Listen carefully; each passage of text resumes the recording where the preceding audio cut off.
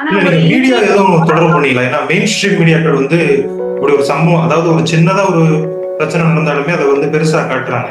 நீங்க இவ்வளவு தாக்குதல் நடக்குது அப்படின்னு சொல்லி சொல்றீங்க. மெயின் ஸ்ட்ரீம் மீடியா யாரையாவது தொடர்பு பண்ணீங்களா? அவங்க இது அவங்கள நாங்க எதுவும் பேசுனீங்களா? இல்லைங்களா ஐயா, நான் என்ன சொல்றேன்னா, நம்ம மெயின் ஸ்ட்ரீம் மீடியா, நான் இதுல பேர் எடுக்க போறது கிடையாது. ஆனா மெயின் ஸ்ட்ரீம் மீடியா பத்தியோட ஹிஸ்டரி தான் நம்மளுக்கு 10-15 வருஷமாவே தெரியுமே. எப்போ ஆரம்பிச்சதோ அப்போத்துல இருந்து ஆன்டி மீடியா தானே இது. Anti Hindu, Hindu music, Hindu phobic media தானே, ஹிந்து விரோத மீடியா தானே.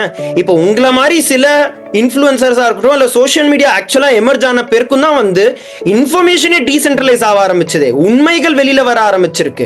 அஃப்கோர்ஸ் இப்போ நடந்திருக்கிற அந்த ஏஐ டீசென்ட்ரலைசேஷன்ல இன்னுமே டீசென்ட்ரலைஸ் ஆகி மக்களுக்கு எல்லாருக்கும் இன்ஃபர்மேஷன் வருது. ஆனா மெயின் ஸ்ட்ரீம் மீடியா பொறுத்த வரைக்கும் முக்காவாசி பேர் எல்லாருமே ஹிந்து விரோத தீய சக்திகள் தானே. இதை வந்து அவங்களோட பேக்ரவுண்ட் நீங்க எடுத்துக்கோங்க. ஏத்திஸ்டா இருக்கட்டும், கொலனைசர்ஸா இருக்கட்டும், ஹிஸ்டாரிக்கல் பர்சிக்யூட்டர்ஸா இருக்காங்க. அவங்களுக்கு வந்து அவங்க கிட்ட சொல்லி என்னங்க யூஸ்? ஏன் கவர் பண்ண போறாங்க?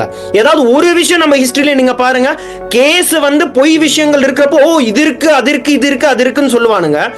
ஏன் ஒரு சைடுல நம்மளுக்கு தீர்ப்பு வரப்போ ஏதாவது ஒருத்தன் எடுத்து போடுவானா? போட மாட்டானே.